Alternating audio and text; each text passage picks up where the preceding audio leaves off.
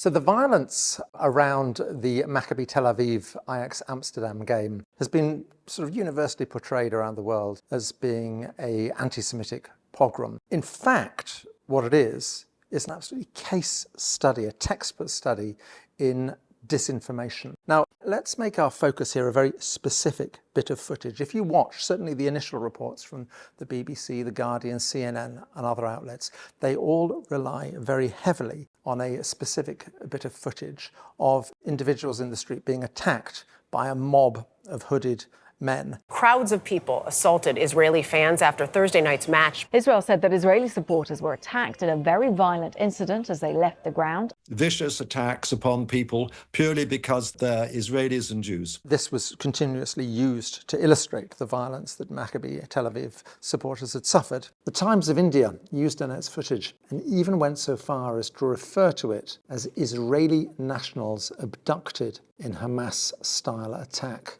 Now, that footage was shot by a local citizen journalist called Annette de Graaf, who I've spoken to quite a bit over the last few days. Her footage does not show Israeli fans being attacked at all. In fact, it shows the precise opposite. The mobs of hooded figures we see in that footage are Maccabi Tel Aviv fans. If you look very carefully at Annette's footage, you can see that a number of individuals are wearing blue and yellow, which are the Maccabi colours. The people they are attacking are individual Dutch citizens. Annette goes online, actually says, no, hang on. The footage doesn't show that. It shows the exact opposite. She is ignored. She starts having to interact with various news agencies, pleading with them to change the way they are using her own footage. Firstly, Reuters, terribly important because Reuters provides footage to other news organizations around the world. With the footage, what Reuters distributes is a thing called a dope sheet.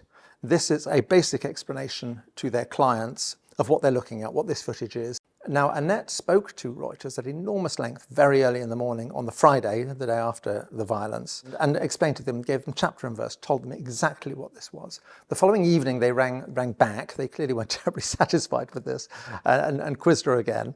And she was absolutely emphatic. The people committing the violence here are Maccabi Tel Aviv fans. Now, I've obtained a copy of the Reuters dope sheet for this one.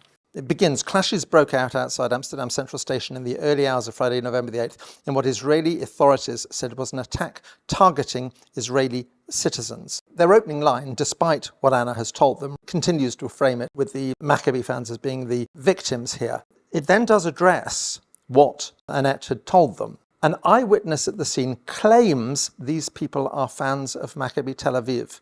However, Reuters cannot independently verify this claim. Now, that is quite extraordinary. She's not an eyewitness at the scene. She is the originator of the material, and she's not guessing. She had been following this mob of hooligans for a quarter of an hour. She knows damn well who they are. So what they've done here is an absolute classic bit of obfuscation. They've got a bit of footage that they're distributing to the world's media, which shows Israeli football hooligans attacking Dutch citizens, and they are presenting it to the world's media as, hey, who knows? It could be this, it could be that. Even more astonishing example of this totally dishonest obfuscation is Sky News.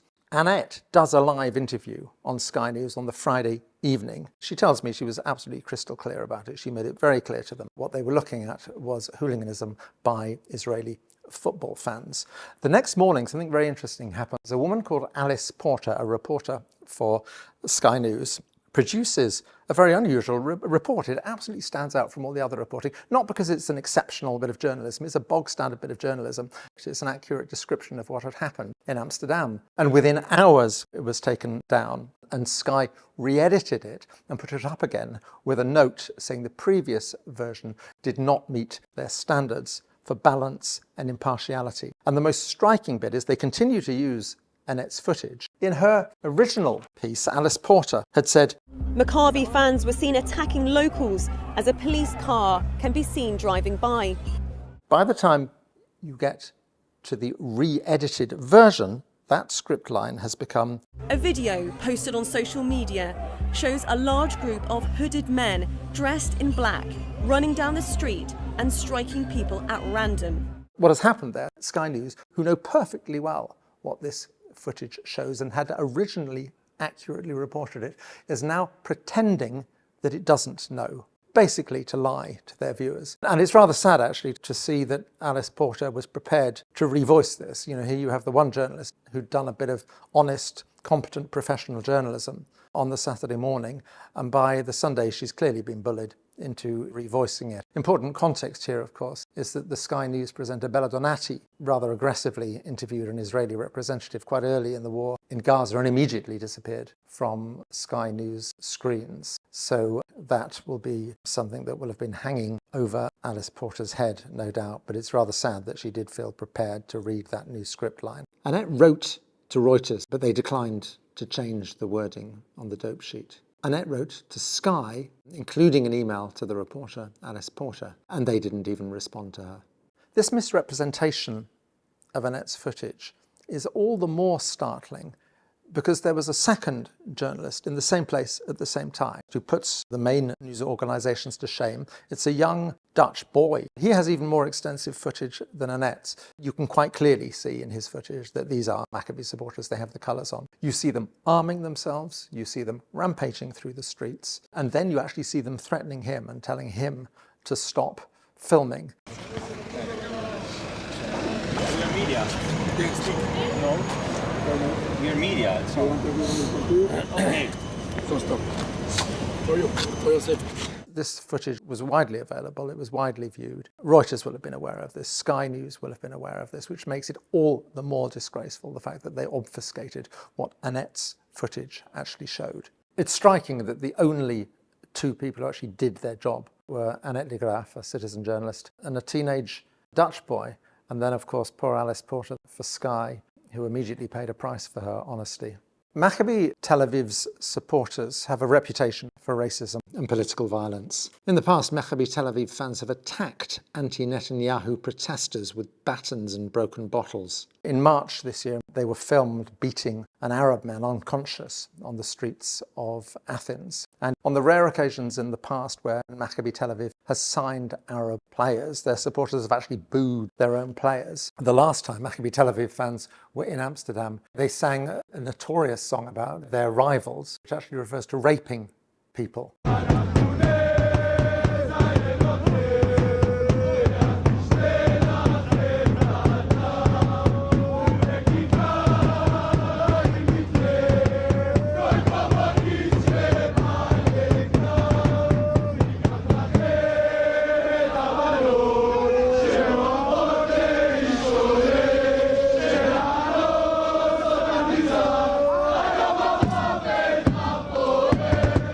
What happens in Amsterdam is large numbers of them turn up, attack locals. They threw beer at me and they spit it at me in the Damstraat. But it was like a very aggressive dance over here. There was someone who was pulled off the bike and we walked to there to just see what happened, and at that point a glass bottle was thrown at us from the crowd of Maccabi supporters. Not only attacking people from Amsterdam, but even throwing metal pipes at the police. The Dutch police say they were tearing down Palestinian flags, burning Palestinian flags. They also attacked and destroyed a taxi. Large numbers of them were filmed singing "Let the IDF win and fuck the Arabs." This is a song which ends with the line, "Why is there no school in Gaza? Because there are no children." When they arrived back in Israel, the victims of this supposed pogrom were filmed once again singing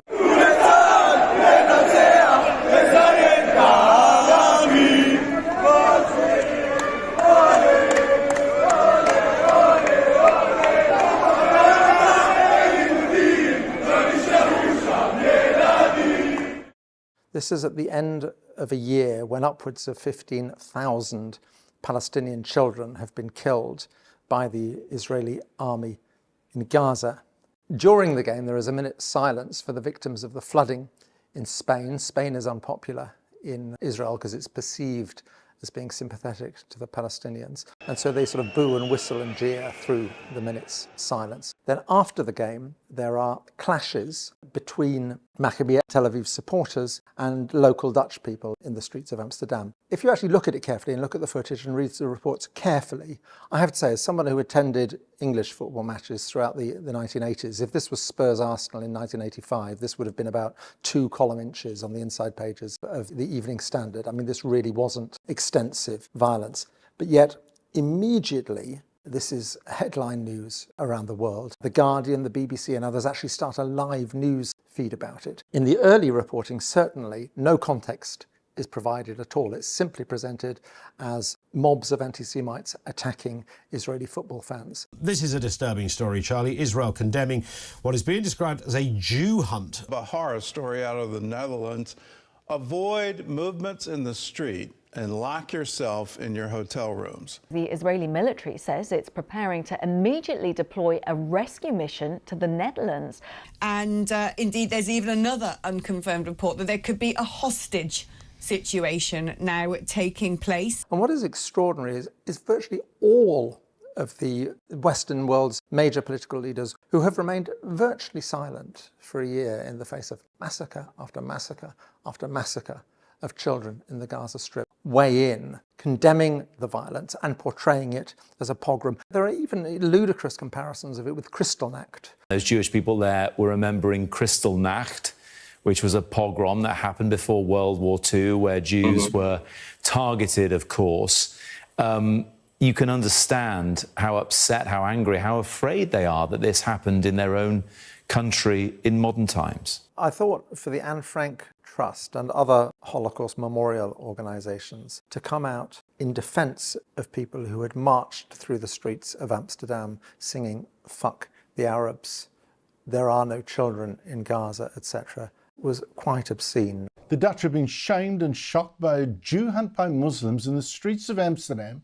I mean, Amsterdam, the city where a Jewish girl, Anne Frank, wrote a famous diary while the family hid from the Nazis until they were betrayed and most of them killed. I did as a case study in the misuse of the term anti-Semitism. This must be pretty much the only example in history where gangs of racist football hooligans have found the entirety of the Western media and political establishment leaping to their defence and portraying them as victims. You just have to imagine Russian supporters descending on a town perhaps full of Ukrainian refugees in Poland and marching through the streets singing "Fuck the Ukrainians," celebrating the slaughter of Ukrainian children.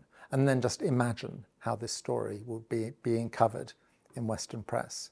Stories like this are profoundly discrediting the political and media class. You have to be very careful.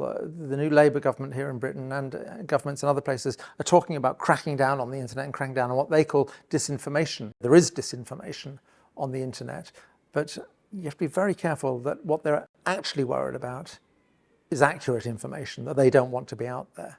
Now, in the game itself, Maccabi Tel Aviv lost 5-0, but the real losers here is the political and media class of Europe and North America, whose appalling hypocrisy and moral double standards and moral dishonesty were again exposed. And really, the issue we ought to be wrestling with in the wake of this is why on earth clubs which represent a genocidal apartheid country, clubs whose supporters clearly see football matches as an opportunity to import the thuggery of the Israeli army. And bear in mind, many of these Maccabi supporters would be reservists in the Israeli army. They clearly see it as an opportunity to import the thuggery of the Israeli army onto the streets of Europe. Why on earth are these clubs still welcome in FIFA and UEFA competitions? Bear in mind, of course, that the Russians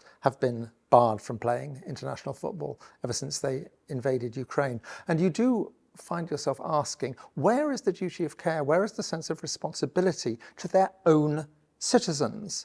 Governments and city authorities are prepared to invite these gangs of racist Islamophobic hooligans onto their streets. And when local people are attacked, it is these foreign hooligans who will be presented as the victims. Where is the sense of responsibility, the duty of care to their own citizens, and particularly their own Muslim citizens? And it does rather raise the question of whether they don't actually really regard them as citizens. There has never been an example of disinformation quite as crude and as see-through as this one. And once again, it shows more than ever the need for independent media, the need for outlets like DoubleDown News. And I would urge you to support Double Down News through Patreon.